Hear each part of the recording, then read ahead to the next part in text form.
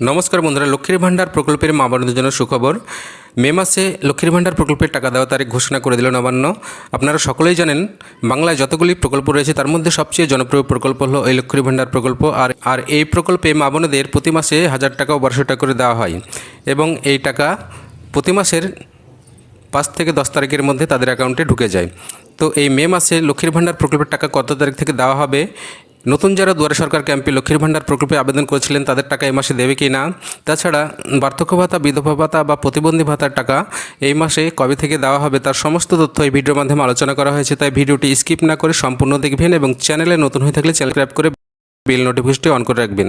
তো চলুন ভিডিওটি দেখে নিই। মুখ্যমন্ত্রী মমতা বন্দ্যোপাধ্যায়ের লক্ষ্মীর ভাণ্ডার প্রকল্প পশ্চিমবঙ্গ ছাড়াও সারা ভারতবর্ষ জুড়ে জনপ্রিয়। 2021 সালে চালু করা লক্ষ্মীর ভাণ্ডার প্রকল্পে বর্তমানে 2,21,00,000 মা বোন টাকা পাচ্ছে। লক্ষ্মীর ভাণ্ডার প্রকল্পের আওতায় বাংলার প্রতিটি ঘরের মা বোনেদের জন্য রাজ্য সরকারের তরফে মাসিক একটি ভাতা পাঠানো হয়। লক্ষ্মীর ভাণ্ডার প্রকল্পে প্রতি মাসে 1000 টাকা করে পান জেনারেল ঘরের মা বোনেরা। অপরদিকে তপশিলি জাতি ও উপজাতি ঘরের মা বোনেরা মাসে 1200 টাকা করে পান।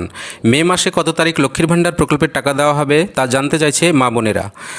তার কারণ লক্ষ্মীর ভাণ্ডার প্রকল্পের টাকা প্রতি মাসে মা বোনেরা পাচ্ছেন না, এক মাস টাকা পাচ্ছে তো পরের মাসে টাকা আসছে না। এছাড়া বাংলায় এমন অনেক দুস্থ পরিবার আছে যাদের কাছে লক্ষ্মীর ভাণ্ডার প্রকল্পের টাকা একটি আয়ের উৎস।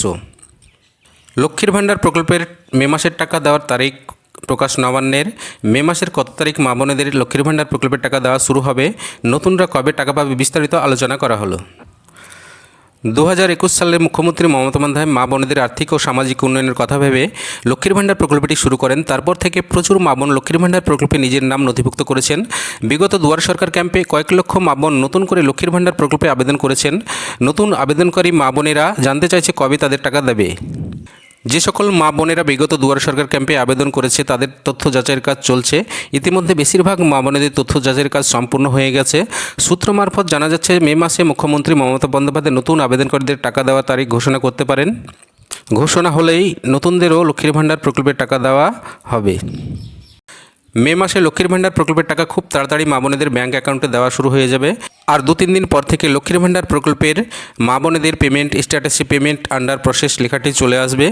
মে মাসে 2,21,00,000 বেশি মা বোন লক্ষ্মীর ভাণ্ডার প্রকল্পের টাকা পেতে চলেছে। নবান্নের বিশেষ আধিকারিক সূত্রে খবর, মে মাসের 4 তারিখ থেকে লক্ষ্মীর ভাণ্ডার প্রকল্পের টাকা ছাড়া শুরু হয়ে যাবে।